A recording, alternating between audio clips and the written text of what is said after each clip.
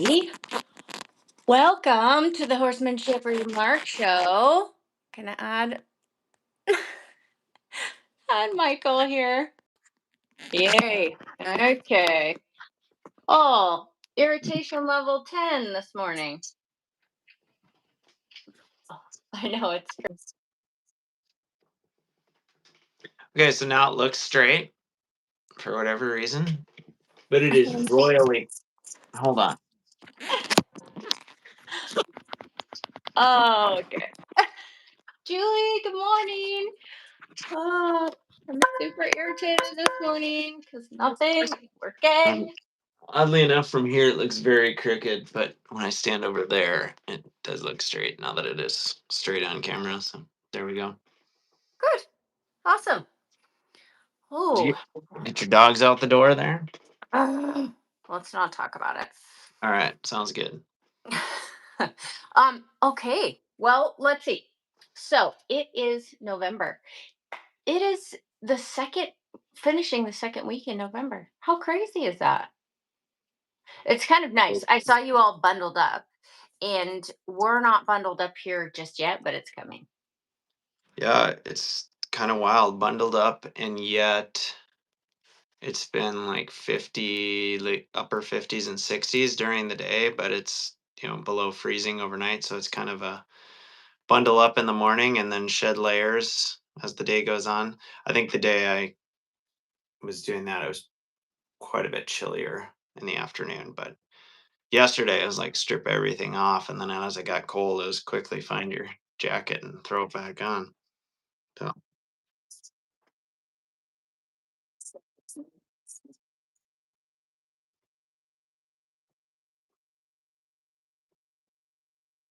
That battery, when you're cantering, that battery is just right at the small of my back on the left side. It's super annoying, but for the rest of the time, it's awesome.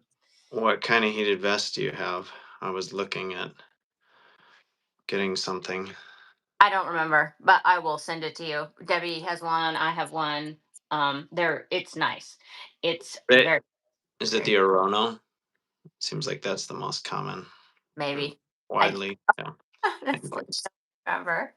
Yeah, I highly recommend them. And the thing about the vest that I have is that even when it's off, it's warmer. And I have like a million articles of clothing with Omni-Heat, you know, with the shiny interior, and they do nothing compared to this one. So I don't know whether it's the filling in this one. Not I have no idea, but it's really quite nice because even without the battery. Katie, good morning. I was just thinking about you and the girls this morning. So curious how everybody is. You'll have to tell us. So, good morning to everybody that's here. This is the Horsemanship Remark Show. Michael Sparling, and I do the show every Thursday morning. It's kind of funny because I think well, I know I've been terrible about doing the reminder post, but I was like, people want to tune in. They know how to find us. Very Otherwise, good. I don't care. I just want to talk to Michael because Jeannie, hi, good morning. So, Just quick interruption. Did you see the northern? Katie made me think of it because she sent a super cool picture of the northern lights over the lake. But did you see them out your way? I go to bed You just- early to see anything. I should wake up. I mean, it was pretty cool. I if I had known, I mean, is it going to be tonight too? I'll be Mm, over I think it was last night and the night before. I don't know. Julie would know. the She tracks that. yeah, the pictures were just incredible. Hannah Vinegar posted some. Yeah, I, I would have set an alarm and gotten up for sure.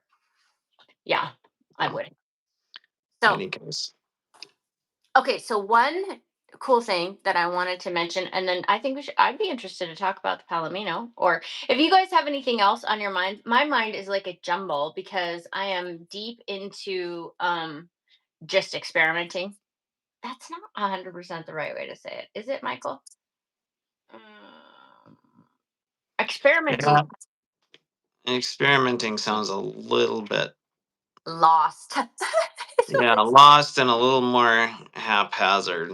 yeah.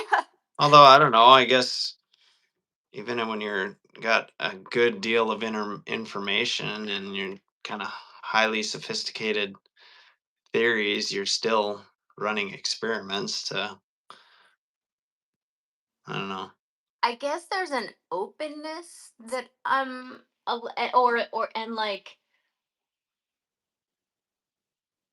uh yeah, It just doesn't sound as scientific to go messing around with.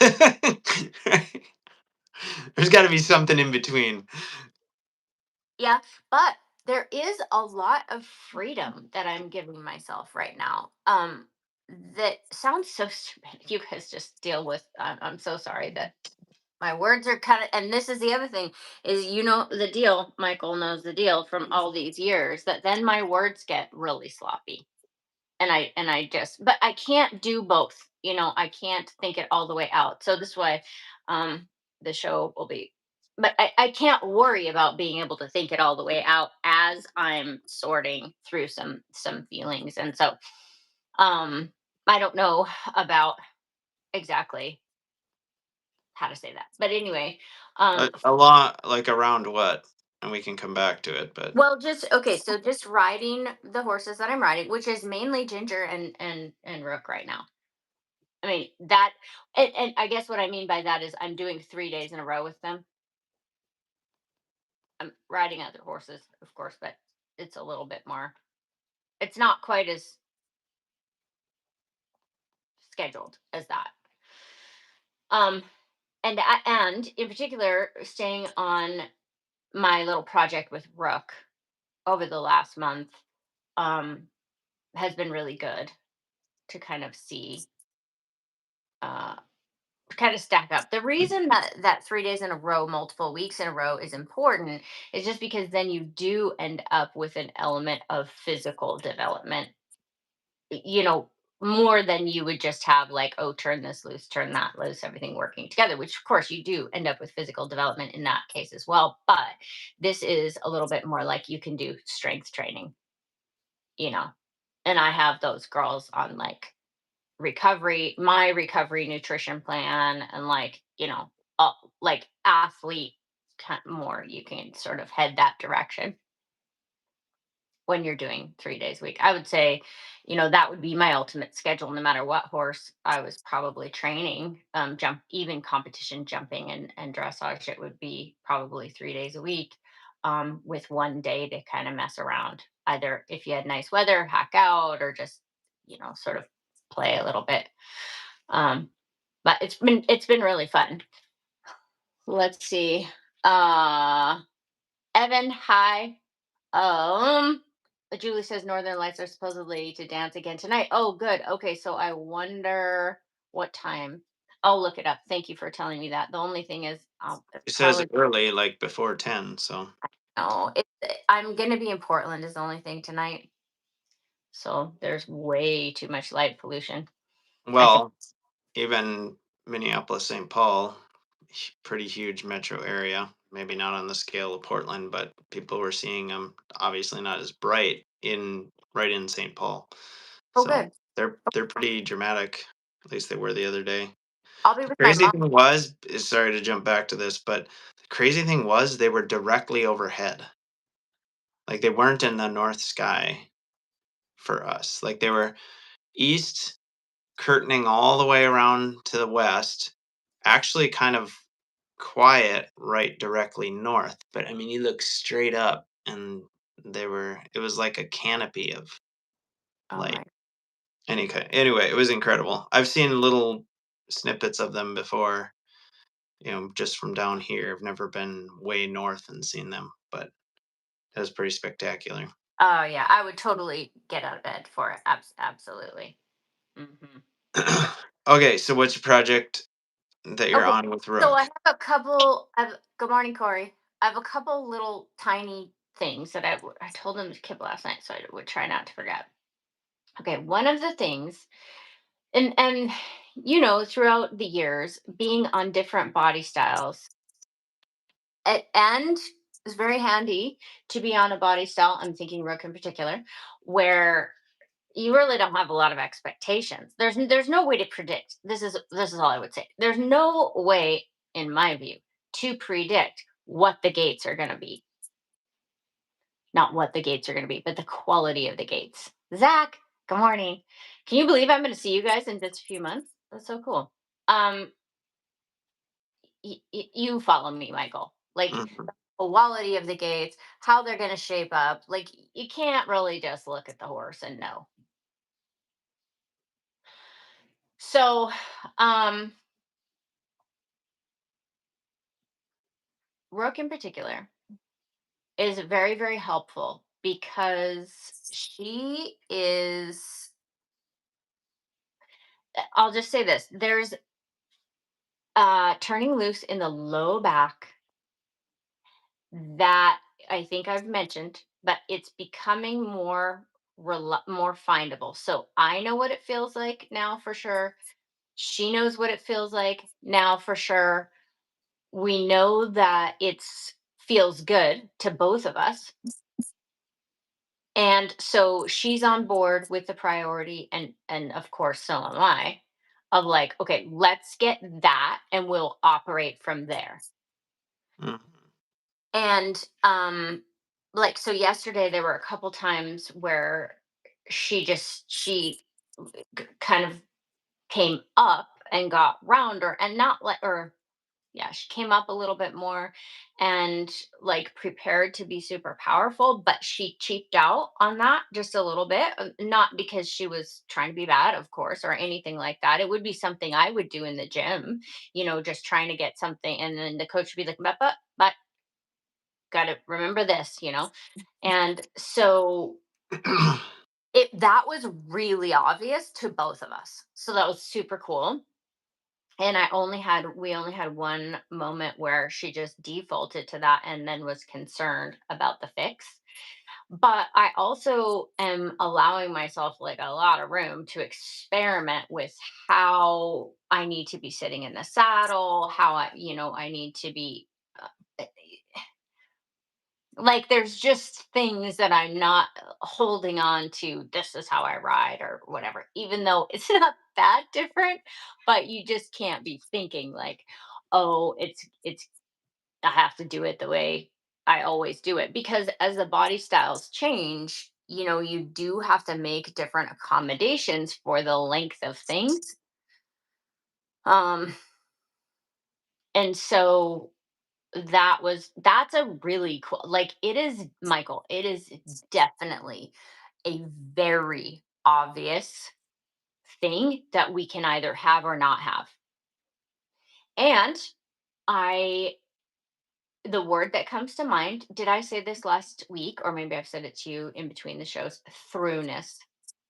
Have I said that? Or maybe it's anyway, I've said it this week, during the week. It's like, oh yeah, which is a different word than roundness. I'm just saying, you guys, in terms of like the words that float to my mind, not worrying about trying to describe them to somebody else, but I'm just saying these are the words that come out of my vocabulary that I'm matching up now with feelings. It's like this is not roundness. I mean, we're round, but there's a throughness. And you've heard, of course, that's been talked about in books and like a bazillion teachers. The horse has to be more through, blah, blah, blah. Um, but she's doing it. That's the cool thing. And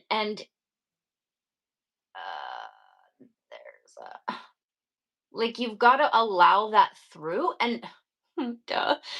And it comes from, but I can feel it in the low back. That's where it is. So I don't know what that means in terms of like, is she bending the joint between her hip joint and her stifle joint? Is that what but like, again, let's say you're running on the treadmill, the turnover or the extra length in your stride comes from your hip flexors turning loose. Then they're just longer than they were 5 minutes ago.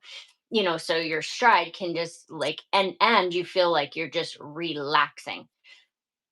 I have no idea. I don't know the anatomy in particular. This is bugging me. But there's a through. So like I said, the coolest thing would be, okay, it's beneficial, no question. It's obvious, no question.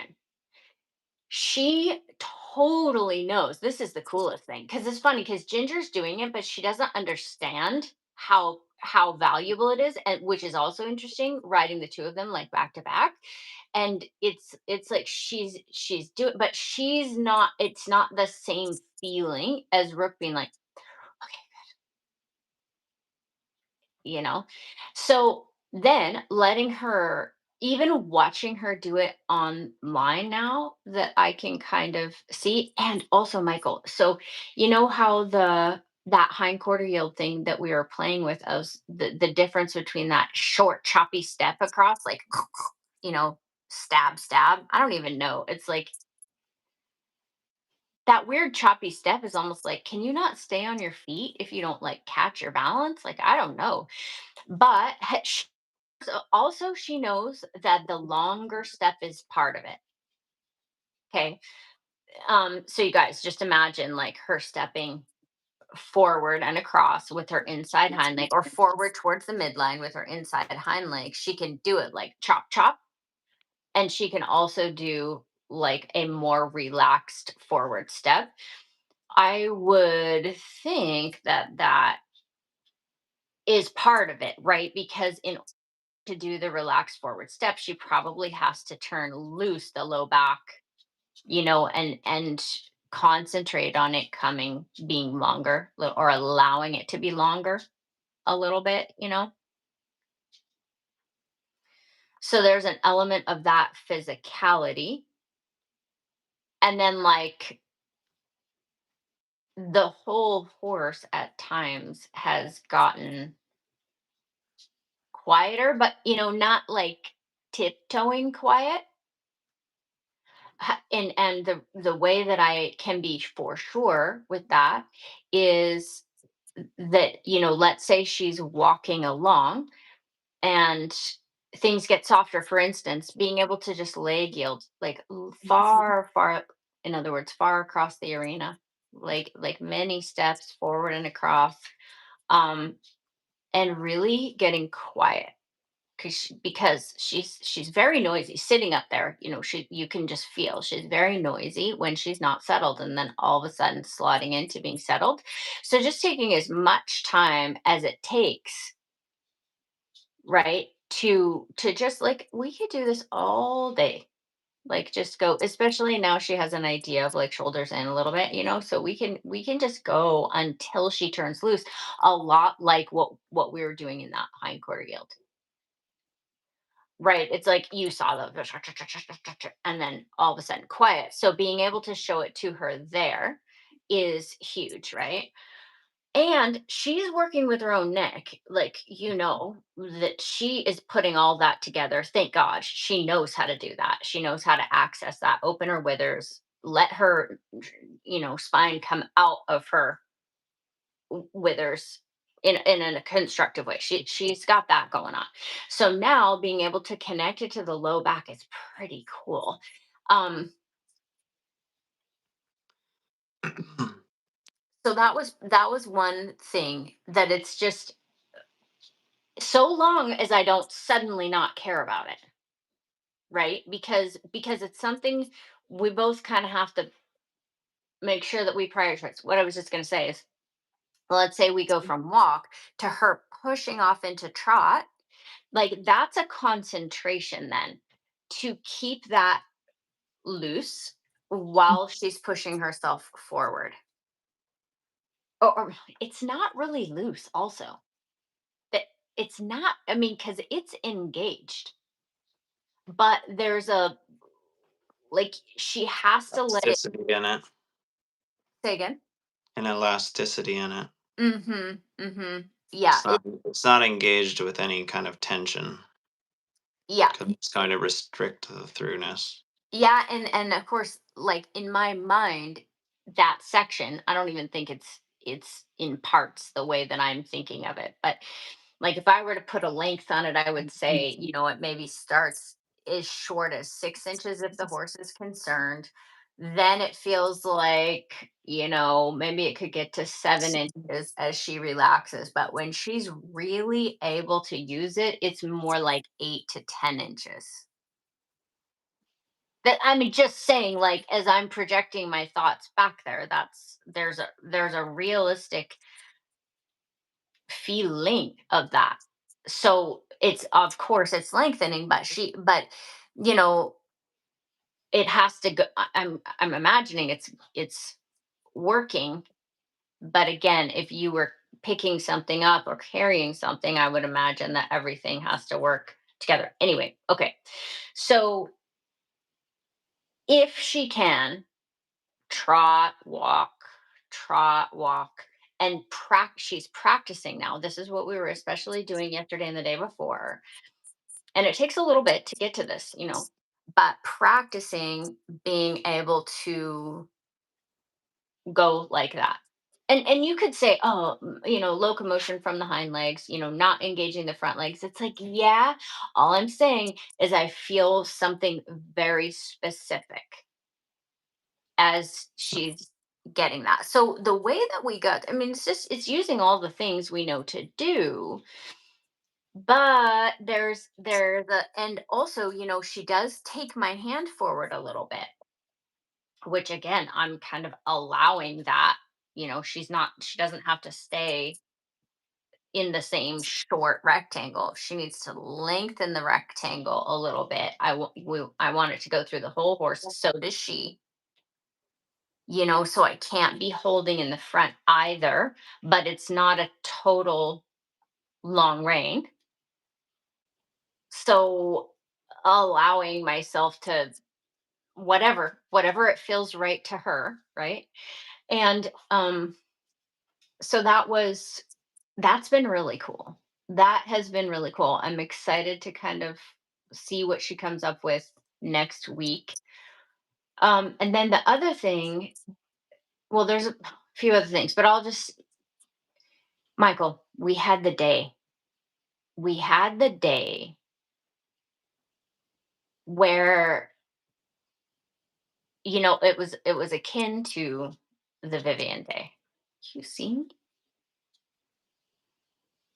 Wasn't this quite the same? But it was like I can talk back to you. That sounds naughty, but that's not what I'm talking about. I'm just saying, like, I'm allowed to talk too, or like I can talk and you can hear me. And there were a few different things, to set that up, but it was obvious this was not yesterday, it was the day before. And also, noticing a few things, like, for instance, just having her go around me on the ground. And she's, like I said, she's worked out that I want the crossing to be long, right? She knows that. Um, and but then she cranes her head around, because so one could say, oh, the head is disconnected from the foot, which is true, totally. The arc is disunited. But what am I gonna do? And especially the horse is onto it. She's like thinking about what I might want. And so then just to kind of let her do it and just be there with the lead rope making faces. Legit. She's on the arc. She knows to be marching, but then she like is like, okay, I did it. Am I coming in? It's like, you know, kind of, and so that was a big revelation to her because I was able to leave it up to her. She had enough information. She knew that she was the one searching. I guess she had enough confidence that I would tell her when she was right. A huge part of the detail I think that she cottoned onto is, like, she's getting to that place where she understands that there are little details within these large things. And maybe there's an element of, like, coming to the culture of, like, hey, I know I can't make, like, you have to come to the table and do these things, and I'm going to allow you to do that and be impressed when you do it. So don't wait for me to move your body because I cannot. You have to be. And so it was just cool for her to, y- start to take up that. What am I trying to say? That responsibility isn't even the right word, just because there's, it just feels more lighthearted and more artistic than that, but that is her part of it. And so that was really, really cool. And I'll just tell you guys one more thing, and then we'll let Michael the rest of the show. But she has really been a difficult nut to crack. And that maybe sounds weird, but I would just say I've had this horse for 4 years maybe. And she's done a lot of stuff. And then also she sat at times. Um, but it day before yesterday was a huge deal. Like that, the dial. I always think of the huge um door, or the, Safe. yeah, yes, I think of it on the submarine as like you finally can Yeah, the unlock. vault. Yeah. Yeah. Um, and maybe it's not open all the way or whatever, but it definitely, like, okay, this is happening now. Okay, so she is very, really concerned, has always been, about stuff around her head. Remember, under her chin, which she's way better about, like, great now. But and you remember she had that tooth that came through her face as a yearling. Do you remember that? Yeah. And and so, the whole hyoid system, and who knows, it doesn't matter. I don't think she has been abused or anything, but that has definitely been a big project to get her to turn loose. Okay, so we're making tons of progress on that. And one of the things that we were kind of, she and I were talking about, or I saw in her that she was impressed that I saw, is like I was swinging this string over her head while drawing her forward, which she's way better about. I had, at first, I had to just take the fact that she was coming forward, and her head was as high as it could possibly be, right? So now we're getting to where, okay, she's much more at a natural angle. But then how your swing changes when you're about to, like, let it flop all the way down. Yeah. So she could see that, and I saw that she was obviously concerned that the string was then going to hit her on the other side. Like, and just having that moment where I'm like, yeah, I get it. Like, I can appreciate why you are worried. I would be worried too, you know? And that's all it took, really. Just like, yeah, I get it. And I will do my best not to hit you wrong or whatever, But the recognition that, of all of those pieces, like, I see what is concerning you. I see that you're trying to make it to the other side. I get why that is concerning. I have a plan. Try to hang in there with me. You know what I'm saying? That was a big deal. She was really impressed with that. Okay, so then, this is the pattern I've been doing, Michael. So she going out and around, it's basically the same concept as having her come into my loop, right? But having her, like, online, so then she makes like a Gary's corner, but I raise my arms basically and have the rope, up just sloppily in my hand slash hands. And the goal is, like, I did the same thing with Revlon. It took like 2 seconds, that the rope is in my hand, and to pet her, but right, it's in my hand. Well, Lead ropes in your hand, or yep, yep, yep. yeah. The lead rope's in my hand. And so, that was a thing. It just, at first, it was like, now I'm gonna stop, raise my head in the air, and back up. And so I would just shorten the lead rope and keep going, shorten the lead rope and keep going, shorten the lead, and then she'd do this, and it was a big deal. Okay, so we've been chipping away at this and just in a flow. So I'll skip all the steps to how that worked out over this week. But yesterday was the day when she's like, and I'm like, and it was little unless you've been watching the whole process. Then it was huge. Like if you could go day over day, Monday to yesterday. But I mean, oh my gosh, is there anything better than watching a horse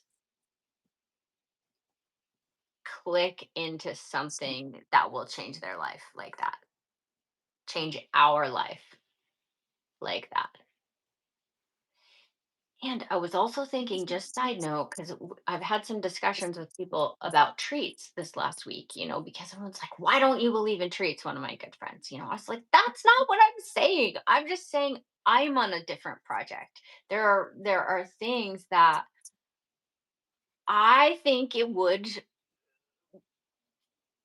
it's just so predominant if you're using treats. That's the problem. It's so predominant that there are other things that you miss, right?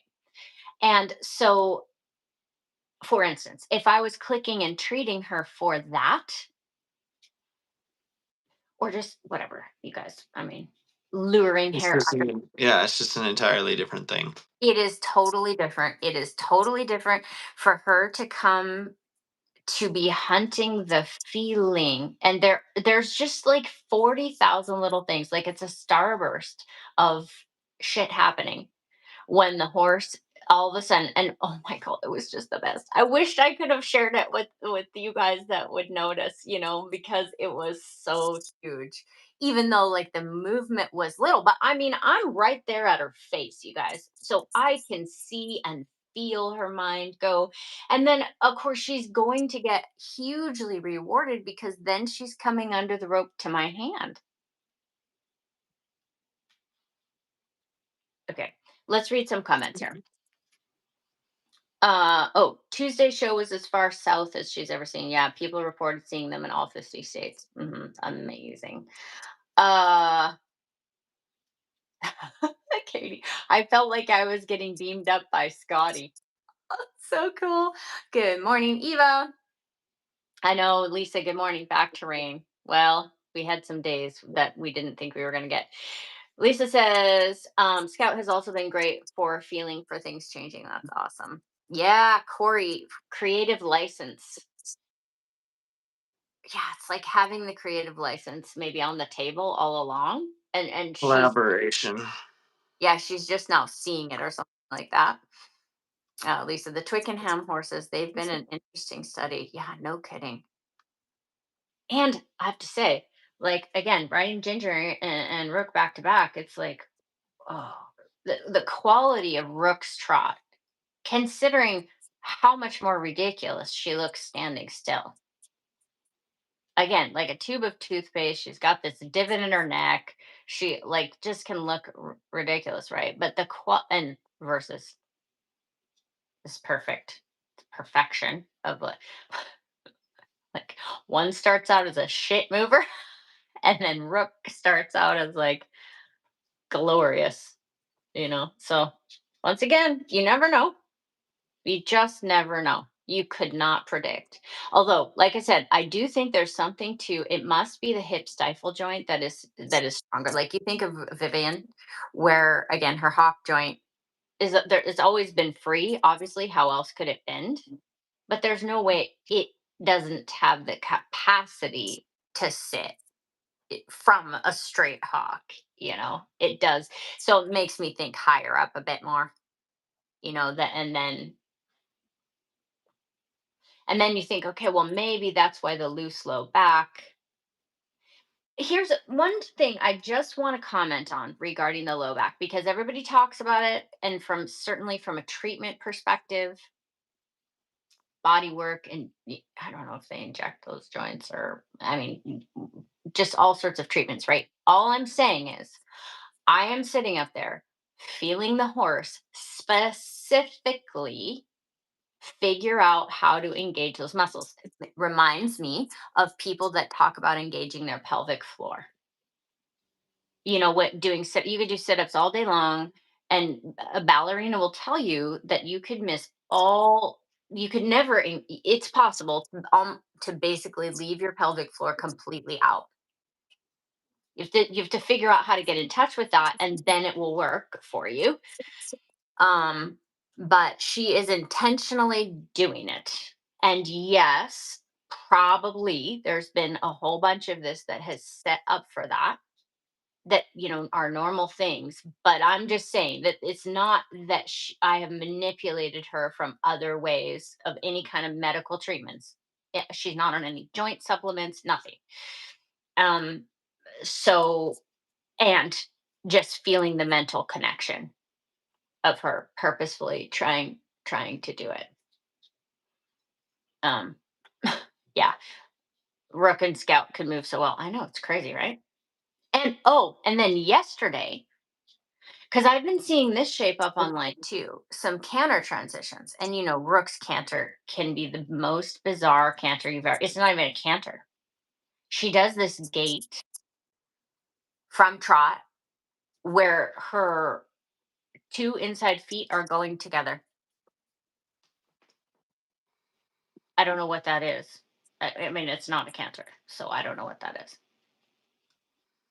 But she does that usually when she's stressed out. But you can even see her use that sometimes in a canter depart, and then I think it's gonna help her changes. But anyway, whatever. It's very odd. But again, playing around yesterday and the day before yesterday, just letting her feel her way online and it's like, I don't even know what I'm looking for, horsey, but bring me something and I'll tell you when I think it looks awesome, you know? And so then having her roll into canter, but not downhill. I mean, it's a throughness, right? So then I was riding her yesterday, and really, I don't even care about canter right now because I think that it's just going to flow out of this, and I'd much rather she just have perfect practice and get this all like dialed in. If she wants to canter around, that's fine, but I don't want her to think that that's the process, right? I wanted to stay super duper focused on what we were doing, but she did roll into canter yesterday, that the way that it looked online. Like it's just nothing disturbed. So not a change of pace, just a change of footfalls. But a lot of times, Michael, I have to help the horse sit up in order to get that. Mhm. It's interesting. Like creating that online is always to me more elusive to feel that you just have to me much less direct what you do less direct input on the front and the back and the outside of the rectangle. And sometimes I'm helping people. I'm like, I just really wish your horse is more alive to the leg right now because that's what I would have and that's how I would access Mhm. this, right? And not, you know, intimidation or having to do a lot of driving, but just having an understanding between me and the horse that when I bring energy in there, it means like step up, put a little more energy in there. Um, so I mean, I can access that far more easily from the saddle than I can from the ground just by virtue of aids, but then also aids that work, um, more so than someone who's kind of just working on getting that enthusiasm up in the horse, that energy up in the horse through the energy in their body, both on the ground probably and riding. But it's kind of two different skills. It's related, um, but in terms of the person developing the ability to communicate that, they can get it maybe from the saddle. Maybe they have a lot of experience from the saddle. They've ridden a lot, but haven't done much in the way of groundwork. And then it's like Mhm. they can't bring that up. So anyway, two different skills, but um, yeah, I guess I'm. knowing how your groundwork looks and what you get the horse hooked onto, I can imagine it. But I guess it feels to me, I'm going, I don't know how I'd create that without the ability to define the rectangle, to shape the rectangle more directly like I would be able to from the saddle. You wouldn't be able to create it. That's the whole point. Yes, but how I'd be able to communicate that to the horse enough that the horse would go, "Oh, should I try that?" Yeah, I don't know. There's Like a certain this that is the Palomino. Okay, go ahead. What were you gonna say? it does feel like there's a certain amount of telepathy Yeah. that like I just don't know how to that I'm if I'm free to say whatever words I want, that is what, and it's not telepathy, I guess, because we're both using body language, but it does definitely feel like it moves into telepathy. And then God, I hope Well, nobody it's that, like you said, the facial expressions are like, right, you right. know, Or um, like and then it gets to be this one because like it's like all those like eh, uh, and then it's like ooh, that's the end, they're like yeah, surely that's pretty obvious. Anyway, continue. The Palomino. yeah, Little. like Yeah. it'd be be an interesting study, and I have no idea. I'm not a scientist to set this up, but to see if there is a way of measuring something in the brain biochemically, electrodes, whatever, if someone curtain between or Right, right. you know blindfolded, whatever it is, could like does their body react to the feelings of the person next to them if it's not on some extreme level, like someone comes in like you know hugely upset in terms of like of an anger or hugely sad. I mean, maybe you start there, but like how small could it get down to, like you're describing there, like eh,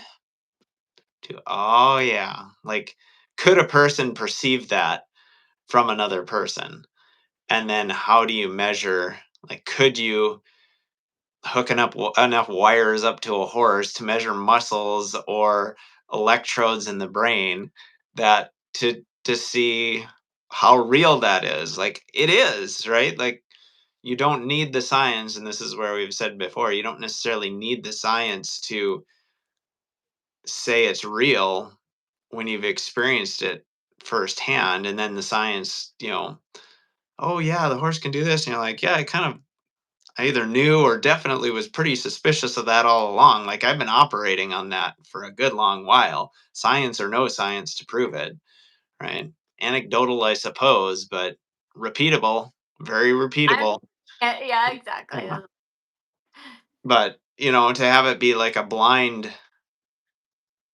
thing, like we're just not as perceptive in terms of feeliness, but the horse, it's incredible. It doesn't make sense. Like you can't. There's no reason in which you'd go, oh yeah, I can see. I don't know. I guess dogs are the same thing. Really, like they can just feel your energy and whether you're happy with them or a little bit.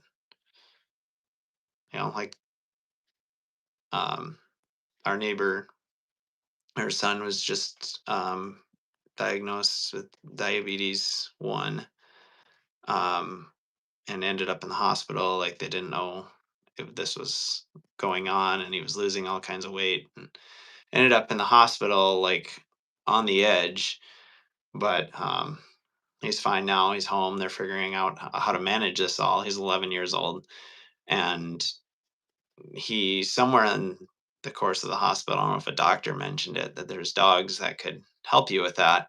And so he was all over that, and his mom in the midst of him like being like very much on the edge of like, are we going to be okay or are we not? Um, you know, he said this at some point to her, and she was like, "You pull through this, I will get you that dog." So they have a GoFundMe thing. I should actually post it, and if people want to contribute, because he's a very active kid outdoors, like on his own all the time, and just running through the woods and taking care of all he has chickens and has his own business at 11 years old, breeding chickens and selling eggs, the whole 9 yards. But like just to get him a dog that would be help monitor it. And like it's just crazy that like they can perceive a seizure coming on. They can perceive you know, you know what the sugar levels are or the insulin levels are in a kid. It's insane. Crazy, Yeah. crazy. I have a friend who has a dog for diabetes, specifically Yeah. like yeah, so oh yeah, Corey says her friend has an alert dog for her diabetes. Oh, you've seen it in action? Oh, absolutely incredible. Yeah, Emily says sounds like spirituality. Yeah, for sure. Um, but but I would just say in if it does feel like there's a lot like let's just go back to Rook. I mean, I am absolutely communicating with her the way I'm communicating with you guys right now. Like, so there is a visual.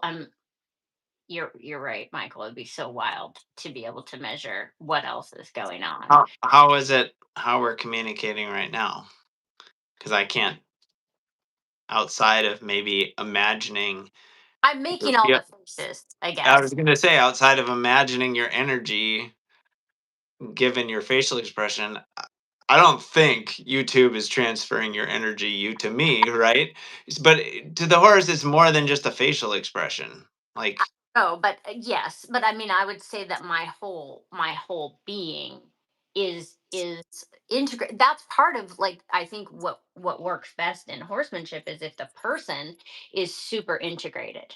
So the way they're stepping across the ground is integrated with the way their head is situated on the body. The or us, I would say, obviously. If we're making it like a kind of my shoulders are going up, I might be like, so, but best if I am integrated as much as possible. We've talked about that before. It's really weird when a person is disconnected and the horse can't.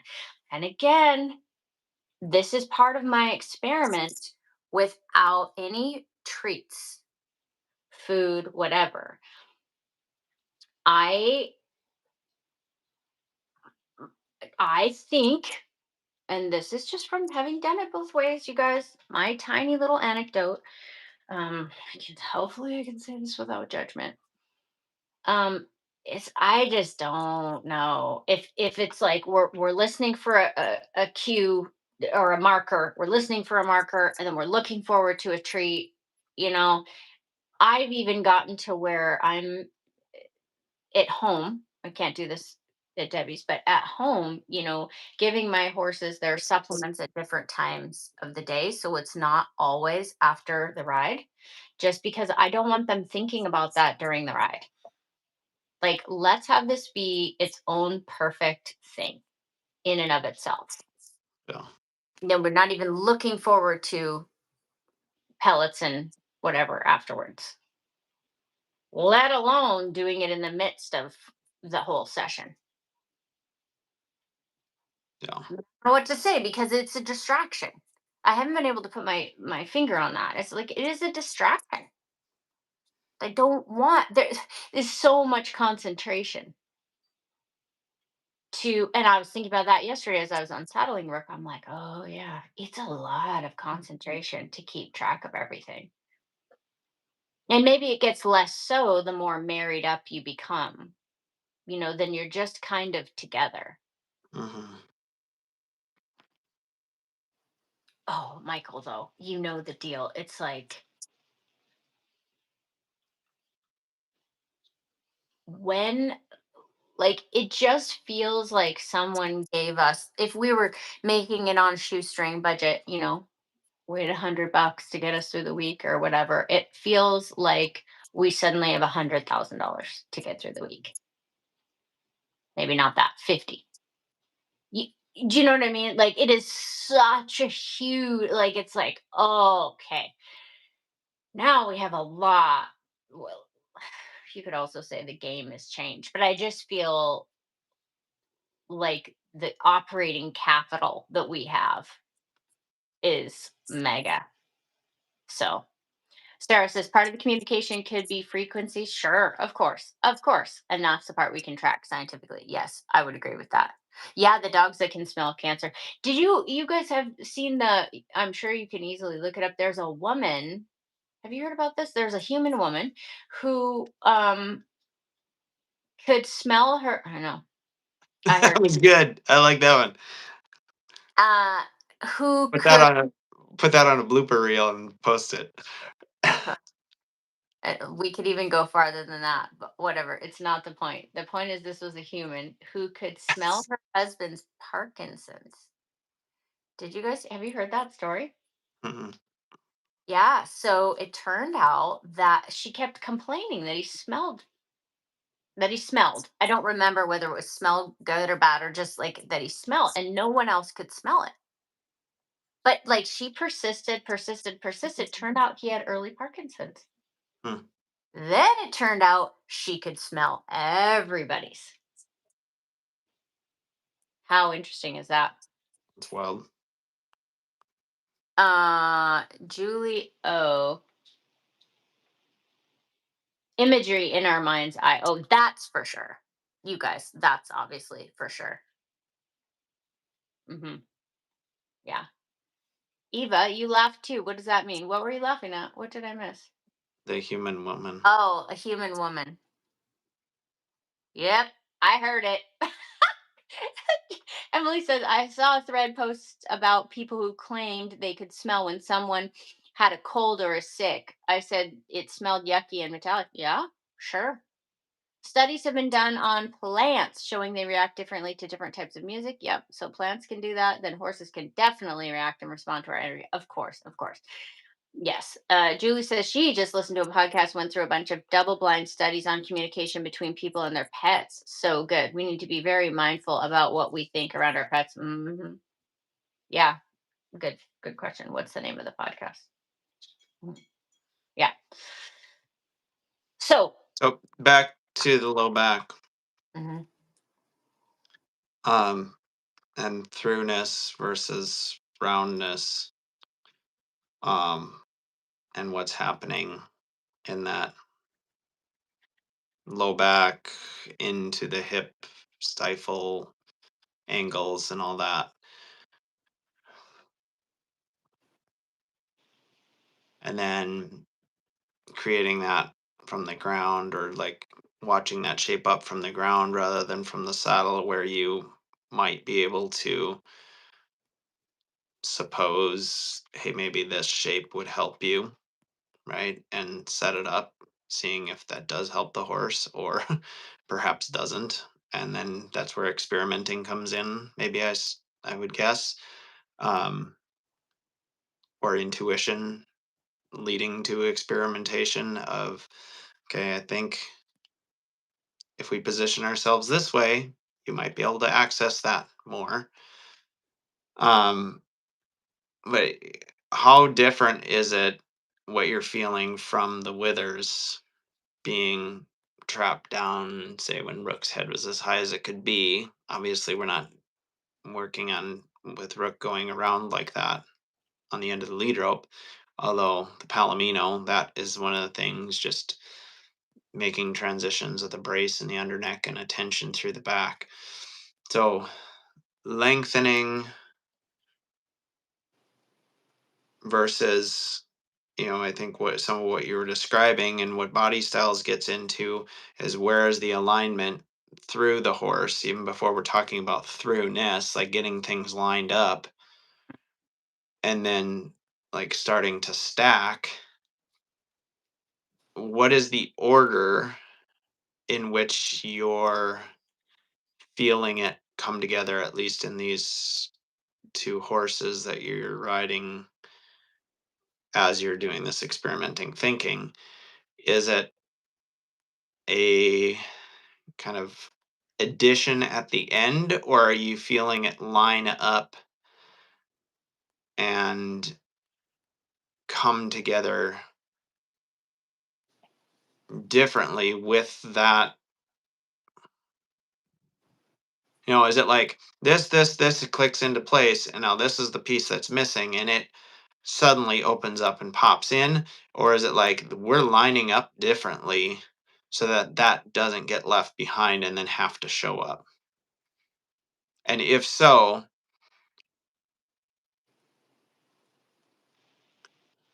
yeah, first, can you characterize it as one or the other?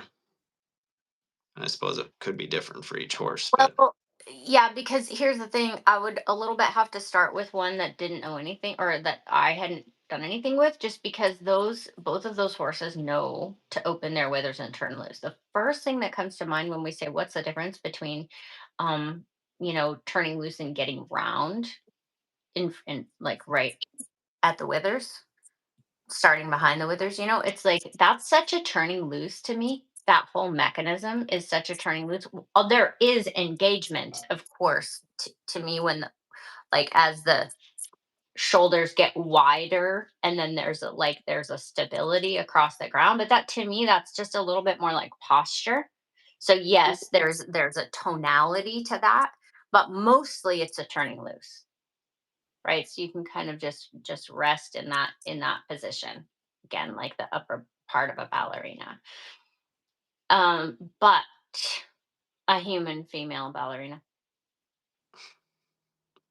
Um, which is but the low back is so all I'm saying is I don't know because those girls know it. but So so in this, well, I don't know. I repeat my question. Go back and listen to it again. Even though they know it, is it like that all shapes up and then the low uh, back kicks in? Or is because they know it and the way they're searching around and maybe the way you're sitting a little differently or what you're thinking and the frequencies and all the things we just talked about, are they going, hey, what if I use my body in this way, and the whole thing kind of shapes up together, and that piece that has perhaps not been a part of it shapes up maybe even before, or in order to, there's a word I'm looking for, but in order to uh lift the withers or open the withers or stack themselves up, they're going, hey, how about I use this part of my body in this way too, to facilitate that? Like, is there an order to it, or is it, I guess you could say three things. One, is it not there? Everything else feels like it has open withers, elevation, but there's been that little spot that isn't round or through or turned loose on the level that boop, now it is, and they find it. Or is it preceding everything else where they're going, hey, how about, oh, yeah, let's think about that. You're thinking about that. You're aware of it, making me now more aware of it because it matters to you. So maybe it should matter to me. And so that low back turning loose opens up everything to come together more through. So that's like on the front end. Or is it kind of you feel the whole thing shaping up together where it's not like, okay, this is how it's felt. Now, boop, there's that little change in the low back. Like it's all feeling different in the way it shapes up, or the way they yeah, round themselves up, pick themselves up, stack up, get more through, whatever. so the short answer is I don't for sure know yet. One thing I would just say is that the first place making the connection for me mentally seeing and feeling is in the Gary's corner, in the push off in the Gary's corner if the setup is correct. because that's where the engagement and the turning loose in the low back. I just bet. Obviously, I'm not riding it, so I just have to assume that's. I'm pretty sure that would be part of it. Um, I feel like it all that there has to be an alignment for it to happen, laterally and longitudinally. So all the things that we set up, if there was any big crinkles anywhere, it probably wouldn't work. So, So that sounds more like it all shaping up together. I don't know. Yeah. That it doesn't necessarily answer well, the so question I'll of just what's the a order. couple more. So remember that this Hans yield, this hind quarter yield, really, really setting things up so that the horse can truly stand up in the front, really turn loose, and allow that inside hind leg to be free enough to make more of a forward step. Um, and you know how we looked at the video, we're like, I don't know, sometimes I'm rewarding a longer step, sometimes it's like, oh, there's just more potential, like I don't know.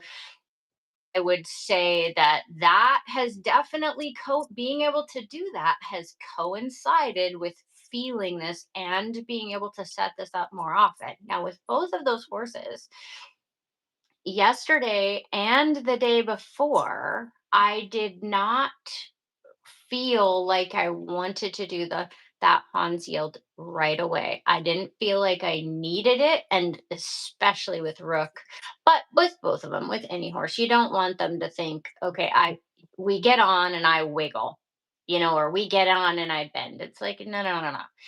If you're all sorted, nice and square and relaxed, then we're just gonna sit here and off we go. So I didn't put those in. I just didn't feel like I needed them. And the ginger horses, you just have to talk to her about it one day and then give her a day or two and then she's like, ta-da. But when I did check in on them, anyway, I don't know what to say about that. I guess I would just say that's another data point of like, and again, I'm riding them multiple days in a row, so maybe I would have had to turn something else loose. Like I said, their nutrition program is perfect. Their turnout is like everything is set up for one day to stack exactly on top of the next. So it's hard to know, well, okay, I didn't have to do it the next day, but if basically everything feels the same to them, maybe that's why. But I guess in answer to your question, I would say there has to be some sort of alignment. There can't be any crinkles laterally or longitudinally for this to work. And then the other thing I would say is yes, it's a turning loose, but again, I would imagine it's locomotion from the hind leg, right?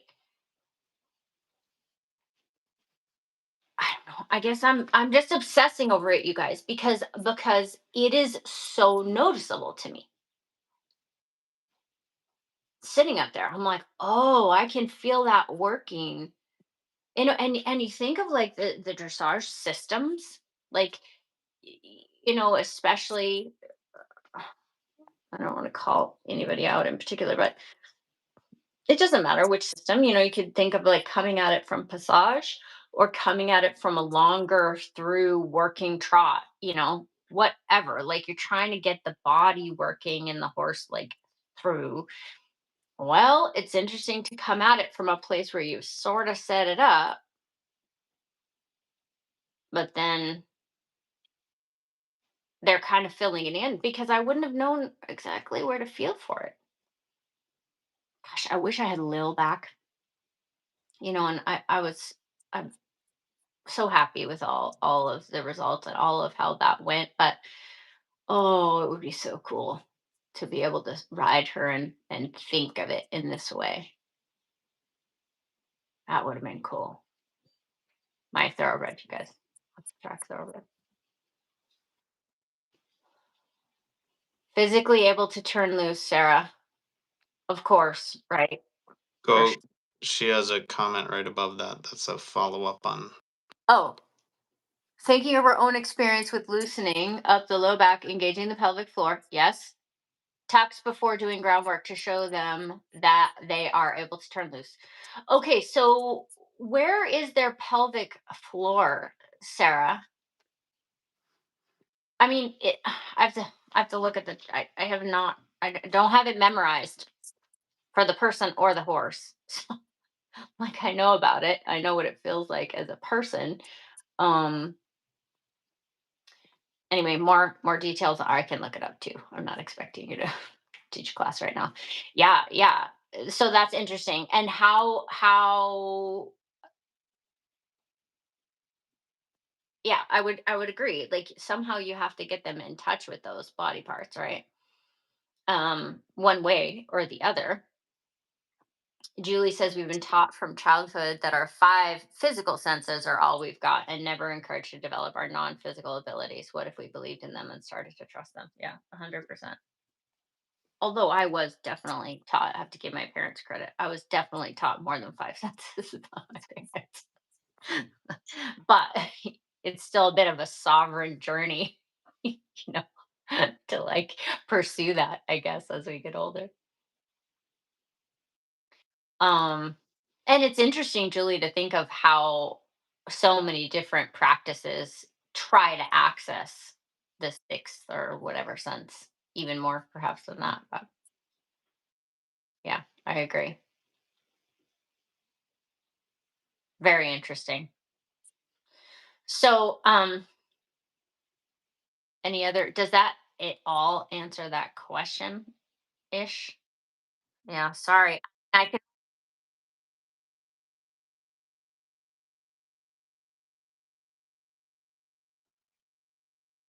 well, okay, I'll say this. Well, like, and one thing, Rook is a good example because she again, her head sloshes around on her neck, which is awesome. She's very free in her vertebra. Awesome. Her jaw is free. Like sometimes when she's rolling, I have that on video too, where she's rolling and you can hear her jaw rattle, rattle, rattle. You know, because she's loose. So all that's great, but I can't hold it all together with the structure of the rectangle. I mean, it kind of can to help her out a little bit, but also not so much. In terms of this working, she is putting the tonality to hold it all together. So if I was blocking her anyway, it's a very fine line there to where I can help guide the structure a little bit, but the more she takes up that responsibility, the way better it's going to be. But you know what else is interesting, Michael, is I also can see where people have been like, oh, yes, a loose rein, yes, self carriage, but more than, maybe some people think, because there is definitely more, a little bit more in my hand. There's more of a connection. Sure enough. I feel very confident in that, or at least very confident to play in that pool. But because I know what it feels like when the horse is round longitudinally in my hand. So I don't feel like I'm gonna end up with this at all. Mhm. Which it would be the danger of having too much in your hand is you end up with some sort of leaning. But it's like, if so long as the horse is going to stay around, then I feel pretty good when about having a little bit more connection there. And I would suspect it's because I'm connecting. Sarah, tell me if this is right. I would suspect it's because I can feel the low back muscles. It sucks that, I mean, the horse works together. The whole horse works together. I understand. I'm just saying that, like, that suspensory system it feels okay to have more connection. And who's been talking about that since the beginning of time? You need a connection, a connection, a connection. I don't know. Low abs are part of the pelvic, right? But so yes, yes, sir. But where are they on the horse? The low abs. Yeah, so right in front of the flank. I have to look. I can never picture. And isn't it funny, Sarah? You think of the horse being tight in the flank area, because obviously it's in the belly when we're talking about the low abs, duh.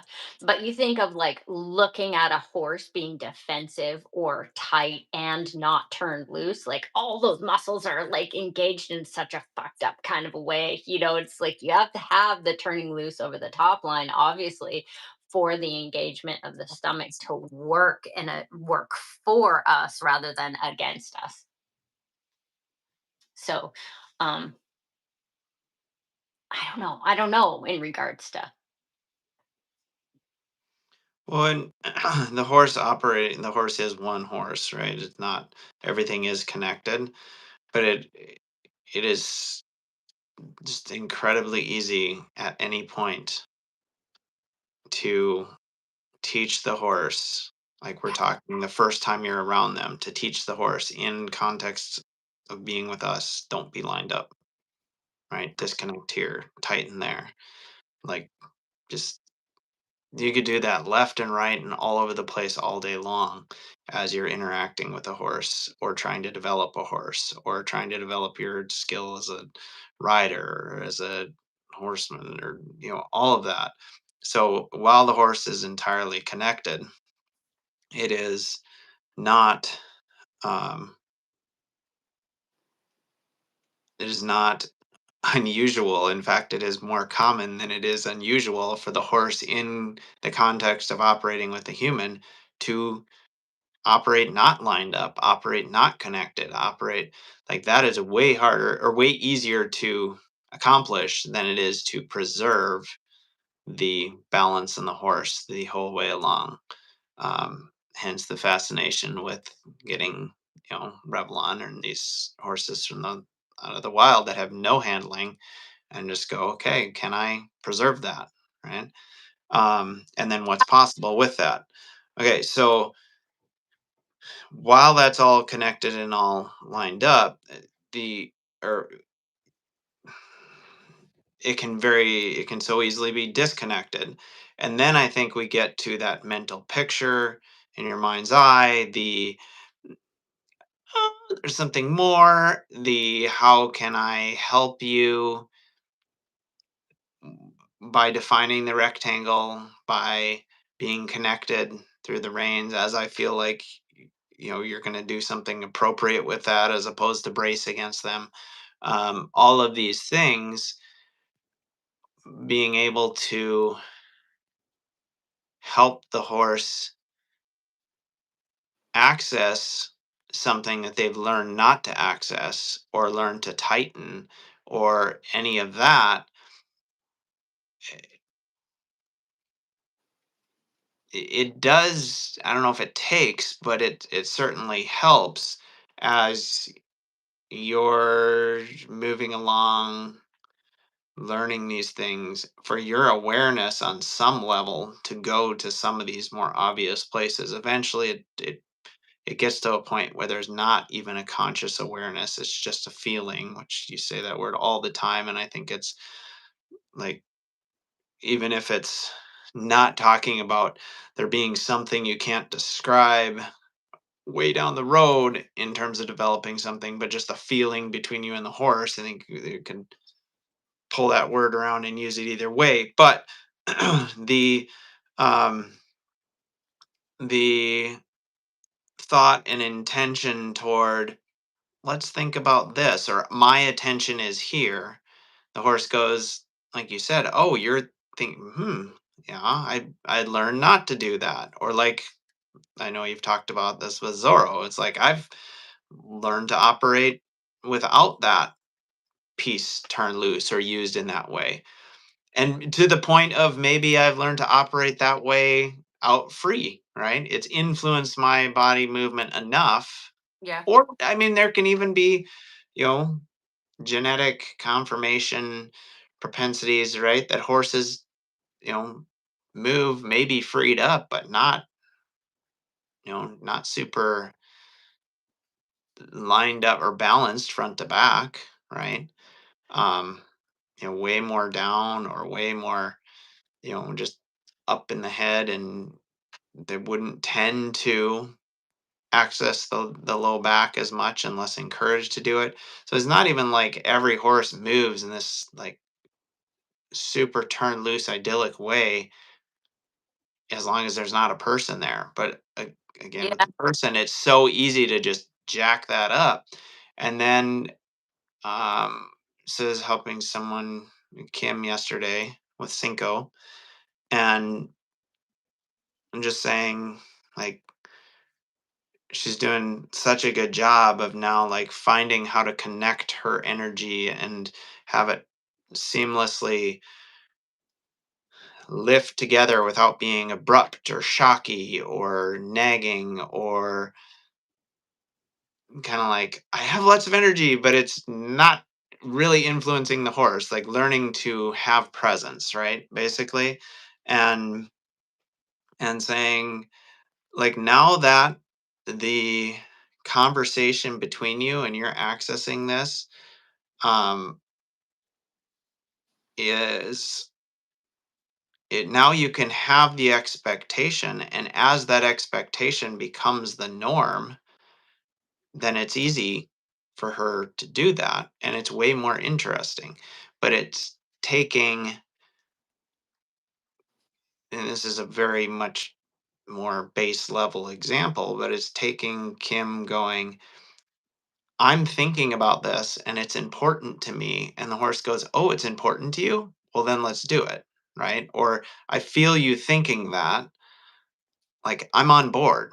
Right. Provided Kim is kind of connected through her body and learns the feel and the presence, which she is.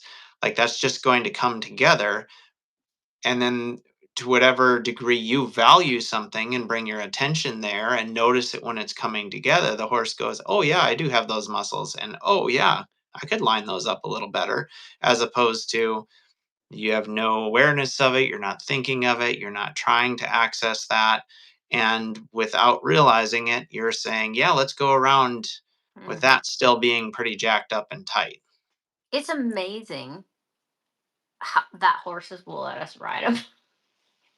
But, like, that is incredible to me. I was watching somebody, well, anyway, it doesn't matter. I was watching a video and of like lots of good stuff going on, but the horse was so out of shape and so like thinking about the rider like 5% of all the other things they were thinking about, and yet they were still packing her around without like totally freaking out and be like, get off. I have other things to deal with, you know? It's amazing. So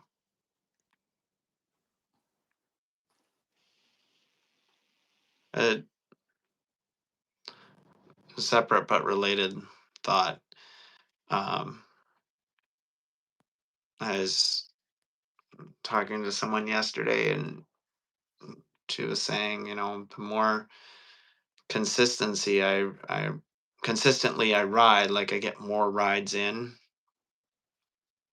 my horse comes out and is more willing, right? It doesn't give That's me doesn't give me the attitude maybe when I asked for a canner or whatever. That was the thing that she was concerned about yesterday. It's like, she just kind of pins her ears and isn't really wanting to transition into a lope. And I was like, well, I think the way a lot of people use that is, if I just ride enough, then my horse gets better, which is probably true. But what is it about riding multiple days in a row or a little bit more frequently than you normally do that gets the horse better? Is you have the expectation, and on some level, maybe not as complete as you'd like to, as I was like encouraging her to do yesterday. Like, no, she has to get ahead of your leg, right? Um, but you do get the horse to lope, and you get it done a few days in a row, or more days per month than you would otherwise. And the horse goes, okay, she has expectations. She does kind of like she means what she says. We're not going to get off just pitching a fit and get her to back down because I have a little bit of an attitude about this, or whatever the case might be. There's probably other examples that aren't going to tie into this as well. And I said, but what if in the course of a ride, you just had a very clear picture of a lot of different things, a lot of detail.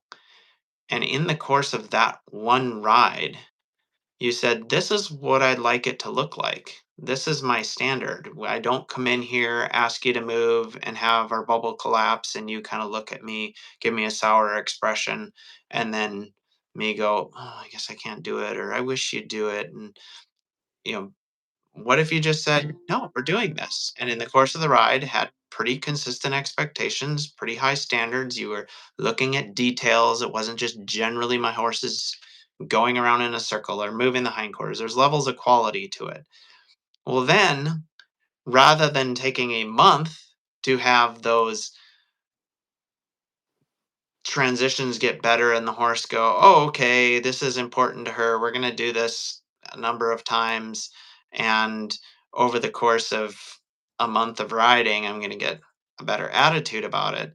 For this mare in particular, it was like, if you can just have that expectation in a lot of little things and help her understand that she's not just to go around, she's to think about what you're doing together and to feel back to you. And you know when you bring your energy in, it's not something that's just you ignore it and you say whatever, I'm not gonna yield. And it's not the horse's fault as much as it is the rider, not or the person on the ground, just the human woman on the ground, um saying like, no, we're doing something. Like if you're just kind of too passive about it, and then the horse is like, "Bleh, well, that's on you as much as it is the horse." I don't want to paint it as the horse not being respectful, but the horse just going, well, you don't care enough to say, hey, let's do it. That I guess I won't,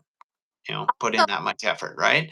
So the more you can within any given ride say, these are my standards and this is what we're going to do together, and all of that, it doesn't take like you can stack all of those experiences of the horse going, "Oh, okay, you want me to truly get ahead of your leg," in one or two rides rather than having it be, well, over the course of riding for a month, the more I ride her, the better it gets. And it's like, what could be the more times I ask for a yield and get the horse to truly participate within a given ride, the better it gets.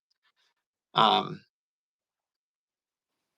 so I don't that know. I I think that's thrown around a fair bit. Well, and in some cases it's true. Like you have to have the repeats for it to, day after day. But I think sometimes it's just very loosely said. Well, if I ride more, my horse gets better. that's just because they have more opportunity to collect data and can make sense of it. Yes, And the more clear you are, it doesn't take anywhere near 40,000 rides for the horse to start exactly. to see a pattern. Yeah. Mm. So, So for- that was a much more concise way of saying what I just said. But it's a you're welcome. oh, f you. Um, so I guess the idea is the clarity in your mind Mhm. of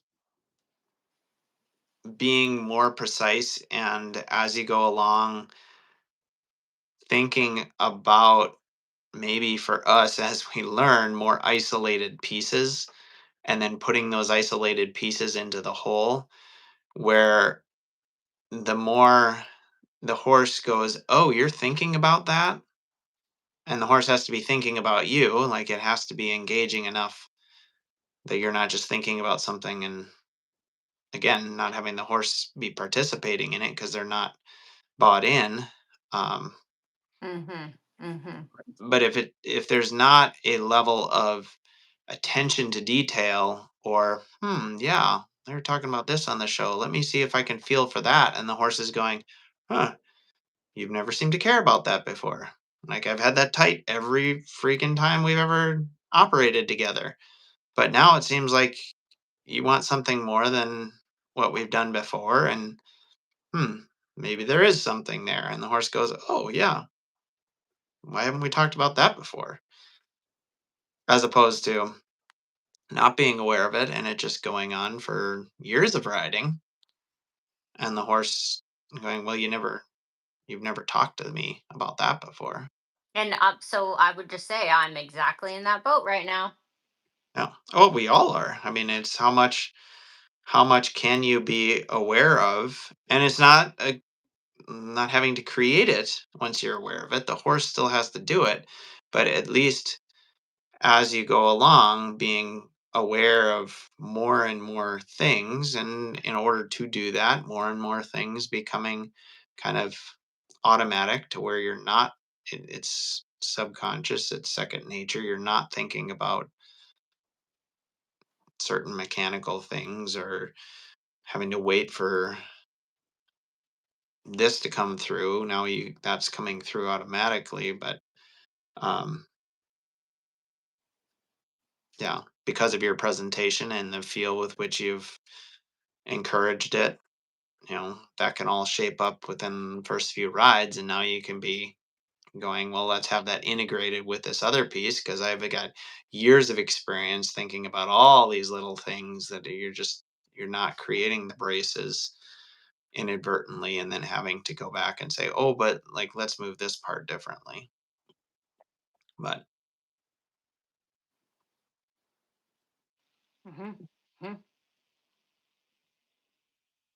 I And like then, what Chelsea um, said. Chelsea also said it better than me, but I like hers better. It doesn't sound quite as much like like, too fuck bad. you. I'm better at saying it.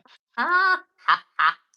She said, in either way, success comes when you commit to saying this is just how you operate. That's true. Consistency from ourselves. Yeah. And yes. And that totally, I always additionally think, and that works because we have a curriculum that suits the horse. Mm. Right. If you have a curriculum that does not suit the horse, none of this is going to come together this way. It just will not. Then it's just repeats trying to, anyway, it doesn't matter because we are all generally on the same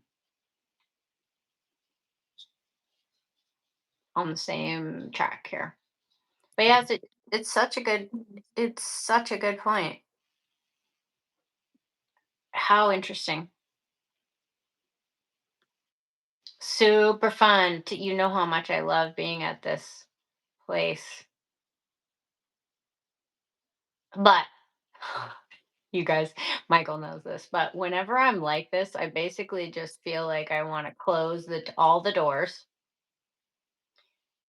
of like my worldly interaction, and I want to basically talk to just a couple people sometimes. It's just not especially bode well as a teacher. I'm like, I don't know when I'm gonna get to talk about it again. I don't want to talk about it right now. But I was excited to talk about it on the show. Especially when I don't have a lot of words, but like I know that this is all really important. And some of it's just going to come together over time. And it's all just looping back to Rook and her in this new place we are at together,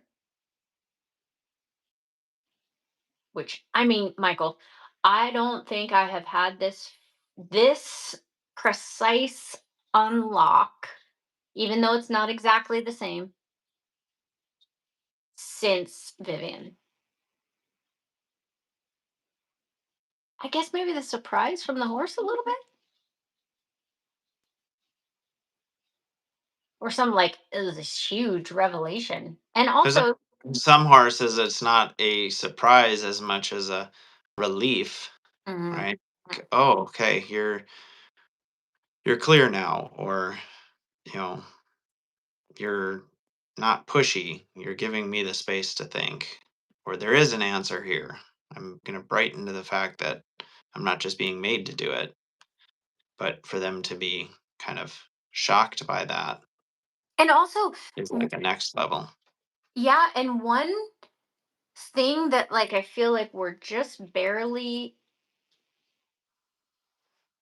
floating around is like, look, I need you, horsey. I cannot do it. It's not just I want you to do it on your own, but there's stuff I cannot do. Hmm.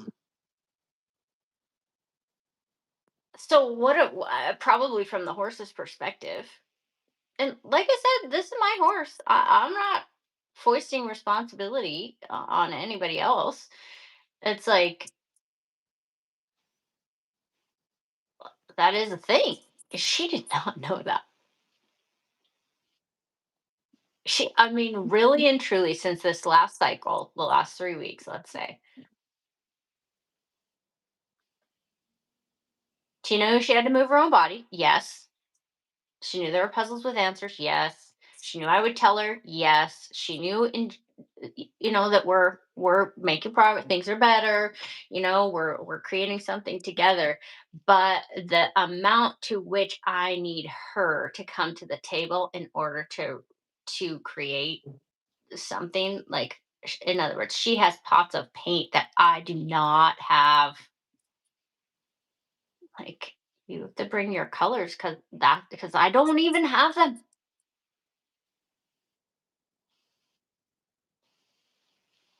Fun. So fun. And I don't know whether it will hold. Maybe it won't hold at all. Maybe this is just a tiny window. Mhm. But that's the experimentation phase. It's like,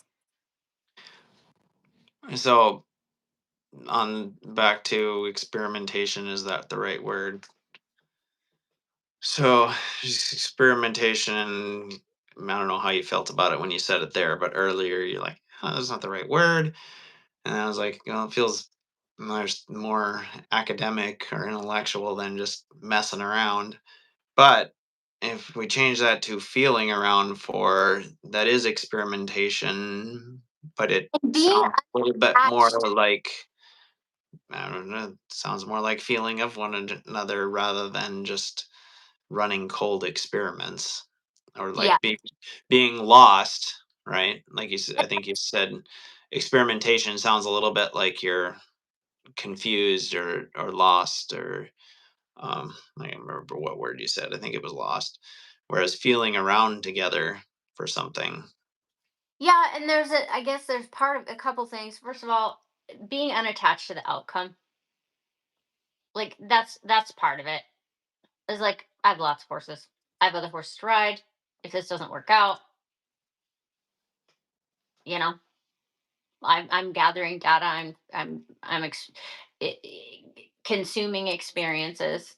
You know, um, I don't know how it's going to work out, and that's the phase I'm talking about. Is like this place where it's like I don't want to accidentally get bucked off or run over or something like that. So that's my one caveat. But for the rest of it, like I'm not overly attached to any specific outcome. Like there's things I might be like, oh, I think this is trending in this direction. I really hope so. Gosh, this would be so cool. But if I'm wrong, or if it doesn't add up, or like I said, if this is somehow mess this up, or the horse just can't cope, or who knows? I mean, I don't know. There's the experimentation phase of like I don't have an agenda exactly.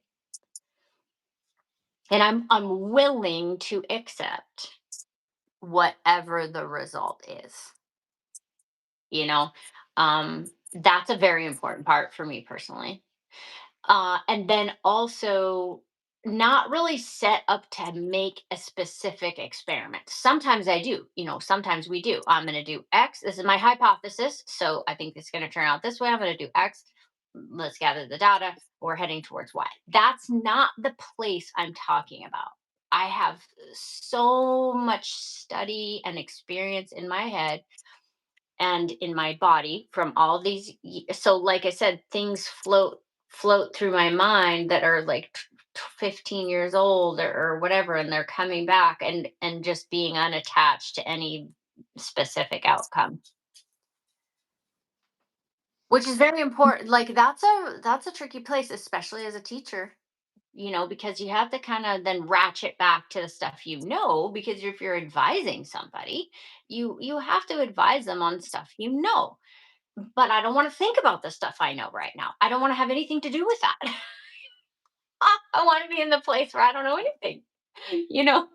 So, but don't worry, you guys. I can slot back in and out of it in a way that I wasn't able to. But that's part of it, right? It's like I don't want to talk about the stuff I know is going to work out. I only want to be in this because it's tricky. It's tricky to get to this place. So many things have to be right. Environment has to be right. What's going on in your life has to be right. The horse has to be right. The mix of horses you're riding has to be right. This is just from my experience, So it's not really something you can just recreate. I'm on vacation for 2 weeks, so now I'm gonna do. Nah, it kind of has to come up whenever, you know. Sarah says, "Thank you for sharing. Lots of us are in this discovery phase." Awesome. Yes. Very. I like that word. And then Yes. then Corey said exploring rather than experimenting. Yeah. Thanks to Sarah and Corey for better words than we came up with. And Chelsea. Yeah, well, Yeah. chill.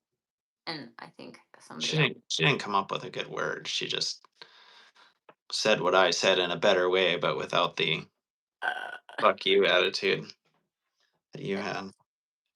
and Julie had some great comments. So did Lisa, Emily. Yeah. Oh, Emily said I saw a thread about people who could smell when somebody had a cold. That's right. You said that. I smelled. Yeah. That's interesting. Very interesting. Uh, I also just side note, she's probably not going to listen to the end, but somebody can tell her. Debbie helped me last night get Revlon's front feet nipped off. Hugely, hugely appreciate that. 'Cause I don't think, I mean, she's really dang good about having Debbie do it. But I just don't know if she would cut it with the farrier just yet. And then they were not going to break off. We had come past the point of no return. So that was a huge relief to me because I was starting to freak out about it. So, yeah. All right, you guys. Well, that's it. We're barreling towards Thanksgiving. I hope you guys are getting to play ponies to some degree in the short days. We're not quite a month out, so we're 5 weeks out from the shortest day, I think. Not too bad. Rolling along. Rolling along. Michael was asking me about the schedule for next year. I was like, oh, we must be getting close to the first of the year. Michael's talking about next year. Okay, you guys, any other thoughts? We should start making people asking them to say one word that sums up what's like one knee-jerk reaction for their word of the That'd be af- interesting. after the show. Yeah, it would be very interesting. It could be words like ridiculous or quiet or uh, funny or pointless or inspiring or like all different words. So anyway, um shall that be it for today? Eva, enlightening. Oh, how did I know you were going to come up with a word? Yes. Is your middle name Josie Maria? Is that her middle name? I'll say. Jose? Right? Is that your middle name? Maybe not, but it's a beautiful. We should use it somewhere. If it's not, that's a beautiful name. Grew out of my vocabulary. Yeah. What horses is Eva riding? Right? Is Eva? What horses are Eva riding? In Uh What is? Oh my god. She's riding her horse Moonshine. She's riding Kaya, who's a Frisian cross, and Della, who is a fjord, and I'm gonna skip the names, and then one warm blood, I think, horse, and then another Spanish Mustang. I forgot their names. That's a huge string. Yeah. Whoa. Okay. Awesome. Is that the fjord they got her body Oh, clipped? and Spotty now. Grace Dottie Spotty. Oh, it's her confirmation Oh, name. she's a Chincoteague. So Grace is a Chincoteague pony, not a Spanish Mustang. Oh, fun. You'll have to send me some pictures. I Somebody else has a Chincoteague pony that um I somebody else mentioned it. I haven't even ever seen one in real life, I don't think. So anyway, all right, you guys. Well, Irish draft and POA. Spotty's the POA. Oh, cute. So that fjord that you guys body clipped, is that the same one? Did her hair ever grow back? Mm-hmm. Oh, okay. That's sort of interesting to me how that, works. What do you mean? Doesn't that Well, happen all the time with every horse? yeah, but some don't grow back as fast, or some, I don't know. There's Well, a certain, It's 2 years ago. She's fuzzy as can be again. yeah, and maybe their hair coat doesn't turn over quite the same way or something like that. So, all right. Well, that'll be it for this week. Thanks, you guys, for being here. And if you have friends that want to listen to the show, you might want to. Ooh, biological. Interesting, Emily. Huh. That's very interesting. Um, then you'll have to share it. And I'm behind on publishing to Spotify. I'm just busy, you guys. My mind is busy, and if I distract it too much, we're gonna lose all of this. So good thing I got the zones of the horse up. Who saw that graphic at Horsemanship Insider? Aren't you guys so proud of me? And wasn't that so cute? Michael's looking like he has no idea what I'm talking about, so he hasn't watched the video. If I don't send it right to his phone, he's used to concierge service, and he would have watched it if I had sent it directly to his phone. Anyway, I was so proud of that graphic. Yeah, I would agree with you, Julie. Exploring feels more it goes with the map and the guidepost, right? Feels more clinical to your ear. Like an experiment is something the human does. Also, like it just has parameters set out. I think, you have a premise, and yeah, the experimentation, and then you have some sort of a result. It's like, well, the result might not show up for 15 years in this particular deal. But anyway, that's why publishing right now is like nothing, because I'm like, I don't want to talk to anybody or try to spit it out because it'll mess it up. That's the thing. She's not as grumpy about it as she was, though. Because you're She's- not as grumpy as you were. No, not way back when. Yes, I'm less grumpy than that. But even recently ish, a few years ago, a couple of years ago, even, you're like, I don't know if I want to share anything. It's just distracting me from. I have had that thought lots of times this week, but I didn't want to reach out to you and tell you that and freak you out. Oh, well, there you go. So maybe you are kind of feeling it the same as you always have, but you're keeping it from me. Well, but also it is less, I guess. And it's certainly, how because I have experience now that it comes and goes. Hmm. So not being like, this is how I'm going to feel forever. It's like, no, this is just a necessary part of the process. So, Corey, aren't you amazed? Oh, now I gotta go look at the graphic. Oh yeah. hmm Except I have someone waiting for me right now, so I have to go do that first. Let's go. So we will All right, see you guys next Thursday morning at 6:30 a.m. Pacific Standard Time. 8:30 Central. Have a good week, you guys. See you Bye. then. Bye.